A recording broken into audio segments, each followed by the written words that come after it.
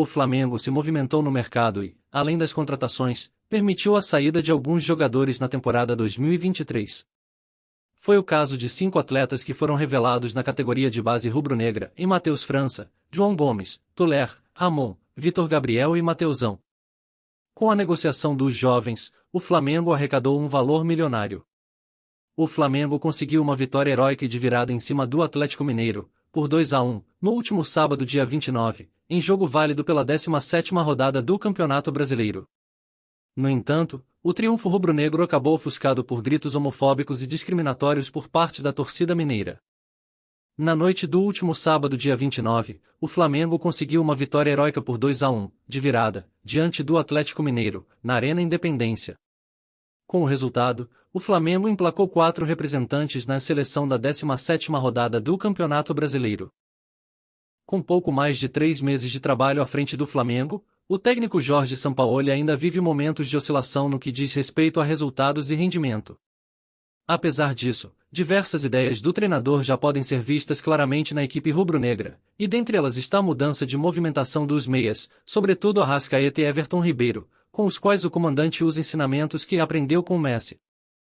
A confusão nos bastidores do Flamengo roubou a cena no último fim de semana. Alvo de soco do preparador físico Pablo Fernandes, Pedro vive um momento turbulento no clube em meio à janela de transferências. Dessa forma, como fica a situação do atacante no rubro-negro em relação ao mercado da bola?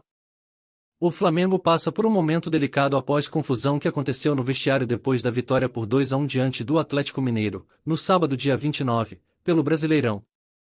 Apesar do estupim ter acontecido com a agressão sofrida por Pedro, que recebeu um soco de Pablo Fernandes, ex-preparador físico da equipe de Sampaoli, a relação do camisa 9 do Flamengo com o treinador argentino já passava por conflitos antes mesmo do incidente. A crise nos bastidores do Flamengo foi debatida intensamente durante todo o último domingo dia 30. Depois de reuniões internas, Jorge Sampaoli segue no rubro-negro, mas sem o preparador físico Pablo Fernandes.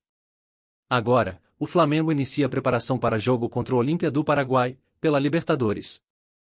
O Flamengo venceu o Atlético Mineiro de virada, por 2-1, no sábado dia 29, pela 17ª rodada do Brasileirão. No entanto, após o embate com o time mineiro, Pedro foi agredido por Pablo Fernandes, ex-preparador físico do Flamengo. Um dos motivos da confusão foi a perda de espaço do atacante na equipe comandada por Jorge Sampaoli. O elenco do Flamengo se reapresentou no Ninho do Urubu na manhã de segunda-feira, dia 31. Entretanto, a ausência de Pedro nas atividades põe o atacante como dúvida na escalação rubro-negra para o jogo de quinta-feira, dia 3, contra o Olímpia do Paraguai. O Flamengo ainda não desistiu da contratação de Wendel, apesar de a janela de transferências fechar na quarta-feira, dia 2. O rubro-negro aumentou a proposta e ofereceu 18 milhões de euros, equivalente a 93 milhões de reais ao Zenit da Rússia, mas o Napoli da Itália entrou na disputa e os russos preferem vender o atleta aos italianos. O Flamengo venceu o Atlético Mineiro por 2-1 na noite deste sábado, dia 29, em jogo recheado de emoção. O time mineiro saiu na frente do placar, com gol marcado por Paulinho ainda no primeiro tempo.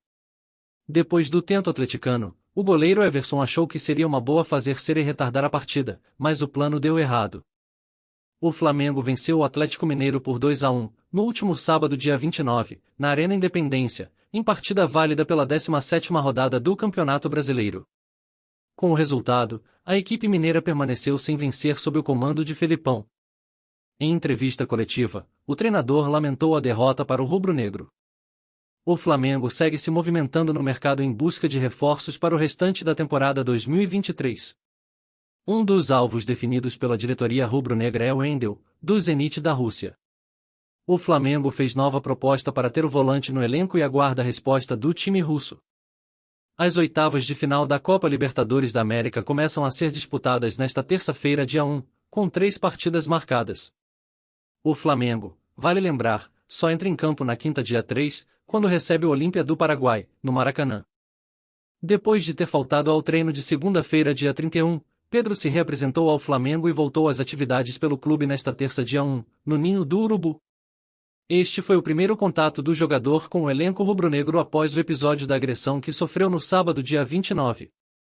Após a vitória do Flamengo por 2-1 para o Atlético Mineiro. No entanto, a vitória ficou em segundo plano. Sampaoli mandou um recado à torcida rubro-negra após todas as polêmicas do fim de semana. O treinador argentino usou as redes sociais para mostrar que virou a chave em relação às polêmicas envolvendo Pedro. No Instagram, Sampaoli pregou foco total na disputa da Copa Libertadores da América nesta quinta-feira, dia 3, será na nossa casa.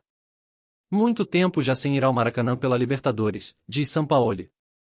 O Flamengo recebe o Olímpia do Paraguai, nesta quinta-feira, dia 3, no Maracanã, a partir das 21 horas, ao horário de Brasília, pelo jogo de ida das oitavas de final da Copa Libertadores da América.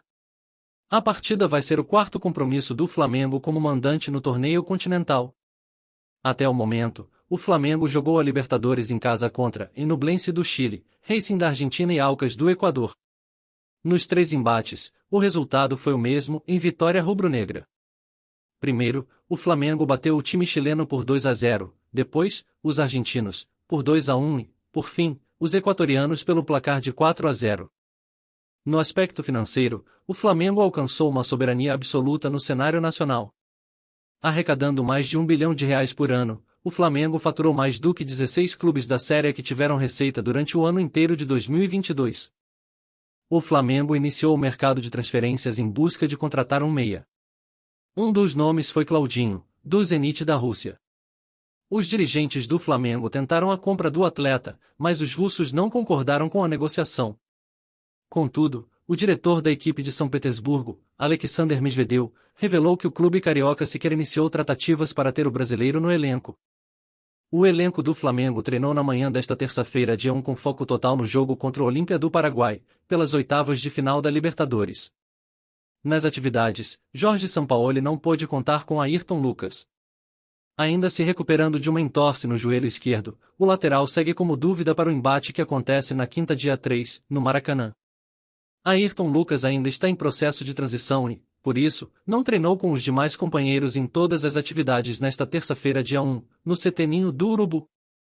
O departamento médico do clube, inclusive, segue observando o atleta e a presença do lateral esquerdo no jogo contra o Olímpia ainda é incerta. O meio-atacante Matheus França desfalcou o treino do Flamengo na manhã desta terça-feira, dia 1. O jovem de 19 anos organiza viagem para a Inglaterra após ser vendido pelo rubro-negro ao Crystal Palace da Inglaterra por 20 milhões de euros, equivalente a 104 milhões de reais. Matheus França não foi ao Ninho do Urubu na manhã desta terça-feira para alinhar os últimos detalhes de ida à Inglaterra, onde se apresentará como novo reforço do Crystal Palace. A tendência é que o jogador não atue mais pelo Flamengo. O Flamengo tenta a última cartada para contratar De La Cruz, do River Plate da Argentina. Pouco antes do fechamento da janela de transferências, a diretoria rubro-negra aumentou a proposta pelo meia uruguaio e aguarda uma resposta do time argentino até esta quarta-feira, dia 2.